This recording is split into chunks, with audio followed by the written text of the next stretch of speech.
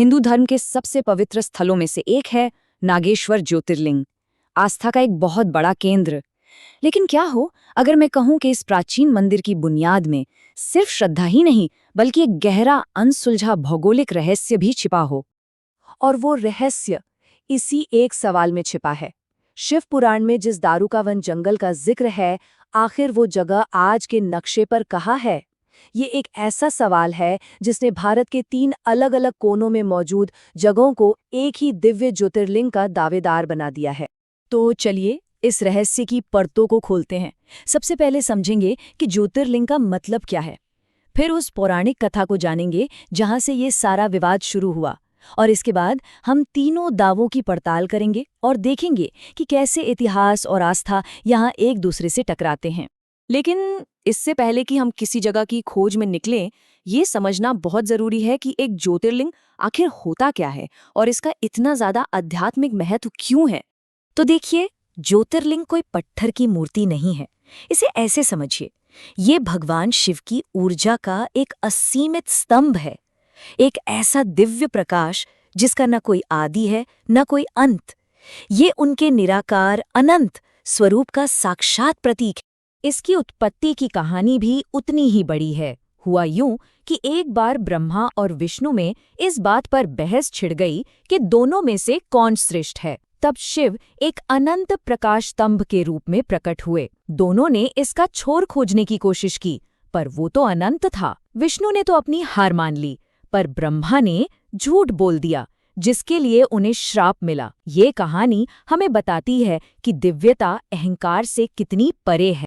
पूरे भारत में ऐसे सिर्फ 12, जी हाँ सिर्फ 12 बेहद पवित्र और शक्तिशाली ज्योतिर्लिंग है, और नागेश्वर उन्हीं में से एक है। और यही बात इसके असली स्थान के रहस्य को और भी ज्यादा महत्वपूर्ण बना देती है। चलिए अब आते हैं उस प्राचीन कहानी पर जो हमें इस रहस्य का पहला सुराग देती है, और जो मजे की बात है सारे विवाद की जड़ भी है। वो सुराग एक नाम है, दारू का वन। शिव पुराण में सुप्रिया नाम की एक शिव भक्त की कथा आती है। उसे दारुक नाम के एक राक्षस ने बंदी बना लिया था। अब जेल में होने के बाद भी सुप्रिया की शिव भक्ति कम नहीं हुई। जब राक्षस उसे मारने आया तो भगवान शिव खुद प्रकट हुए, उसका वध किया और फिर वहीं ज्योतिर्लिंग के रूप में स्थापित हो गए। और यहीं इसी कहानी में हमें वो सबसे जरूरी सुराग मिलता है। ये जगह दारू का वन में है। तो ग्रंथों में एक साफ साफ इशारा है, मंदिर पश्चिमी समुद्र के पास दारू का वन जंगल में है। लेकिन ये दारू का वन आखिर है कहाँ? यहीं से असली पहेली शुरू होती है। इस एक नाम को लेके 3 अलग-अलग दावे सामने आते हैं। पहला, गुजरात का द्वारका, जो सबसे प्रसिद्ध है। यहाँ माना जाता है कि शायद दारू का वन का नाम ही बिगड़कर द्वारका हो गया। दूसरा दावा है उत्तराखंड के जागेश्वर का, जहाँ दारूवन का शाब्दिक अर्थ यानी देवदार के जंगल पाए जाते हैं। और तीसरा है महाराष्ट्र का औंडा, जिसका आधार एक प्राचीन श्लोक है जो नागनाथ को दक्षिण में बताता है। अच्छा, इस भौगोलिक बहस से थोड़ा हटकर चलिए ये समझते हैं कि इस नाम नागेश्वर का अर्थ क्या है। आखिर उन लाखों भक्तों के लिए इसका क्या मतलब है जो आज भी यहाँ पूजा करते हैं। ये नाम ही अपने आप में मंदिर के आध्यात्मिक महत्व का सार है। नाग यानी सर्प और ईश्वर यानी स्वामी। यहाँ भगवान शिव नागों के स्वामी हैं, जो हिंदू धर्म में डर, मृत्यु और पुनर्जन्म के बहुत शक्तिशाली प्रतीक हैं। तो इस रूप में वे रक्षक हैं, भय को हरने वाले हैं। और भक्तगण नागेश्वर में इन्हीं गहराइयों की तलाश में आते हैं।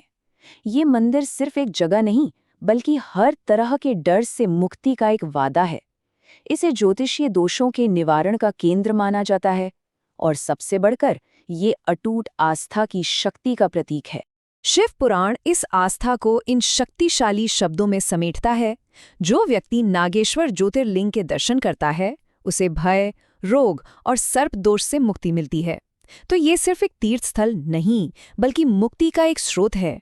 और यही बात हमें इस कहानी के अंतिम और शायद सबसे दिलचस्प मोड़ पर ले आती है, जहां एक ऐतिहासिक पहेली जीती जागती आस्था से मिलती है। तो अंत में होता ये है कि भले ही इतिहासकारों और विद्वानों की बहस चलती रहे, भक्तों के लिए सच्चाई एकदम साफ है। उनके लिए आध्यात्मिक केंद्र गुजरात का द्वारका में मौजूद मंदिर ही है। ऐसा लगता है कि इतिहास के सवालों के बावजूद आस्था ने अपना जवाब और अपनी जगह दोनों चुन लिए हैं। और हम आपको इसी एक विचारोत्तेजक सवाल के साथ छोड़े जाते हैं। किसी स्थान को वाकई में पवित्र क्या बनाता है? ऐतिहासिक सटीकता या फिर सामूहिक विश्वास की शक्ति? ये सवाल इस कहानी के मूल को पकड़ता है और हमें आस्था और पवित्रता की प्रकृति पर सोचने के लिए मजबूर करता है।